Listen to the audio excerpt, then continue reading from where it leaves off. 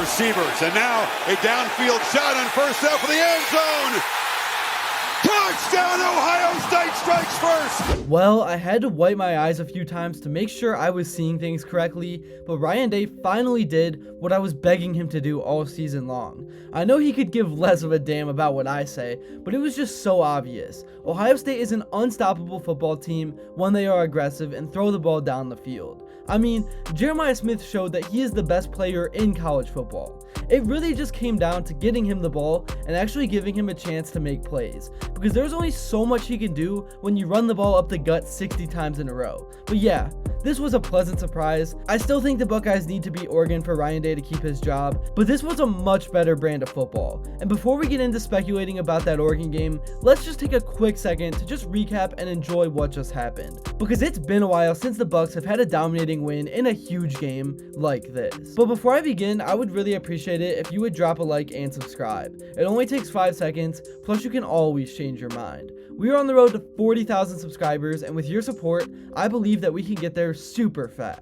Alright, so the Buckeyes came out of the gates like they were shot out of a cannon. Will Howard immediately opened things up, making quick, easy throws, and honestly, after the first 3 plays of the game, I felt very good about things, because you could tell Ryan Day was finally gonna let Will Howard play loose. Literally word for word, as I talked about in my last video about this team, which you should go watch after this one, because I literally broke down and predicted every single thing Ryan Day had to do to win correctly. But Howard was slinging it. I mentioned how he almost needed to be allowed to make mistakes and throw an interception, which he did on that weird crazy end zone play, and I literally said if the Buckeyes aired it out consistently from beginning to end, they would score 40 at the very minimum. And that was also exactly what happened. It's almost like I know something. Jeremiah Smith caught the first touchdown of the game off a 37-yard dot from Howard. Was a great throw and fantastic catch. And then the defense went out there and immediately shut down the Vols, and then Will Howard hit a Buka for a huge 40-yard gain. And Judkins took it in from the 1.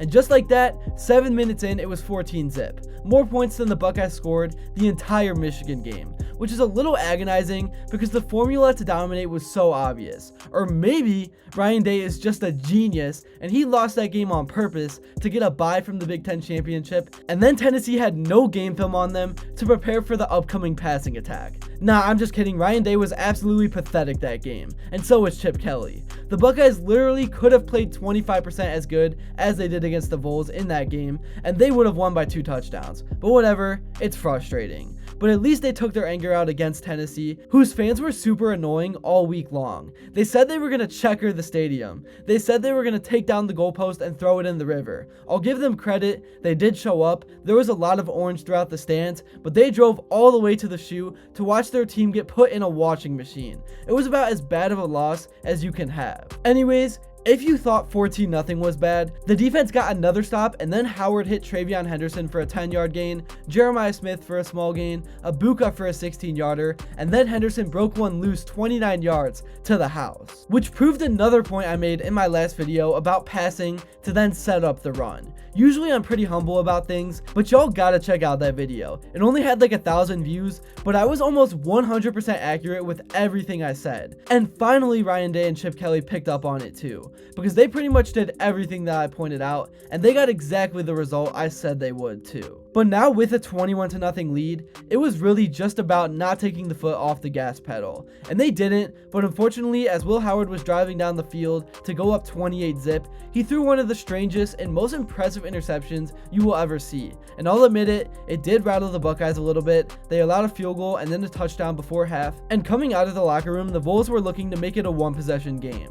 That was really the only point of the game that had tension to it. Besides that, the Buckeyes were just having a field day out there, doing pretty much whatever they wanted. In the second half, that stop on the first drive was the defining moment of the game, because if Tennessee did score any points that drive to get the game within 1 possession, the shoe would have been tense. But they got the stop, and then Will Howard threw one of the best balls of the season to Jeremiah Smith in the back corner of the end zone for another touchdown to put OSU up by 18. And from there, the route was on. And then the running game started to open up. Henderson broke a few holes, Tate had a nice 18-yard catch, and then after a pass interference call to get the Bucks in the red zone, Judkins again took one in to put the Buckeyes up 35-10. And then in the fourth, Henderson rushed one in from 24 yards out, and that was all she wrote. The Buckeyes won 42-17 after a garbage time touchdown. The Buckeyes are now headed to the Rose Bowl. This is exactly the kind of game that Ryan Day needed. Obviously, if Ohio State lost, he would have needed extensive security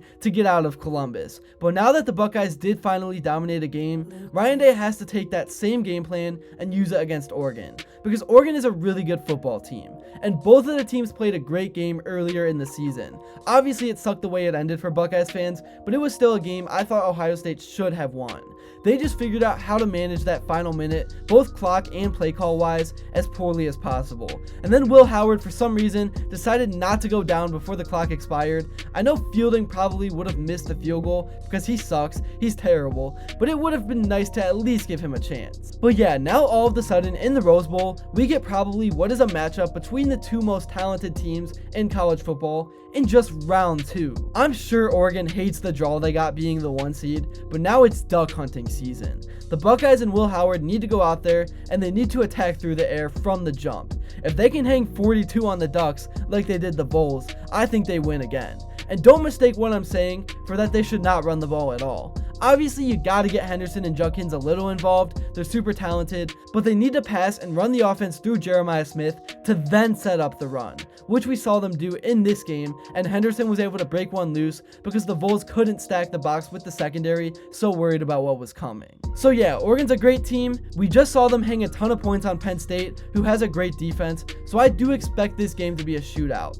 which probably means the score will be 14-10, but everyone is gonna have to show up, and the Bucks just gotta play free and unafraid of making mistakes, because when they are doing that, that is when they are playing their best football. And I just love the Rose Bowl. It is my favorite bowl game by far. It's going to be nice Cali weather. Oregon will enter this game not having played football for 3 weeks. I think the Bucks are in a really good spot. But again, Ryan Day cannot resort back to his Ryan Day ways. The offense needs to pass, they need to be aggressive, and then Jack Sawyer and the defense has to make a few key plays. And hopefully the Ducks offensive line won't get away with 45 holds on Captain Jack like Tennessee did. It was so ridiculous, and if the Buckeyes were not up by 4 touchdowns, it would have been a big deal. But yeah, that's really all I have to say about all this. Let's take a look at what the guys had to say in their post-game interviews. For the fact that they were able to finish their last game in Ohio Stadium with a win like that.